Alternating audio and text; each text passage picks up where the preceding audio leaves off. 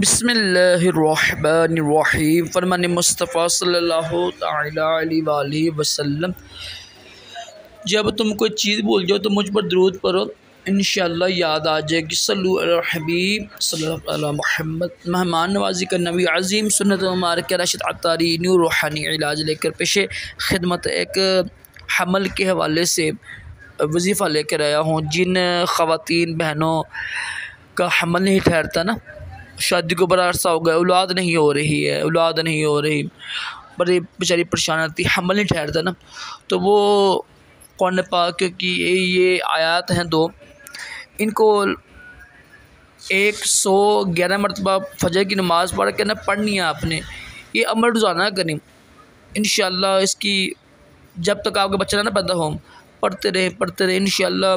बच्चे की पैदाइश के लिए इन आयत की यानी वजीफ़ा बहुत अच्छा है। आयत कौन सी है? सूरत नूह है ना, सूरत नूह आयत नंबर 12 और 13 है। ये आप कुरान पाक से देख लीजिएगा। सूरत नूह आयत नंबर 12-13, इसको आपने 111 मरतबा सुबह फजर की नमाज के बाद पढ़ना है। जब देखें ना आपका हमल ठहर गया ना, तो पढ़ते रहें जब तक औलाद ना हो।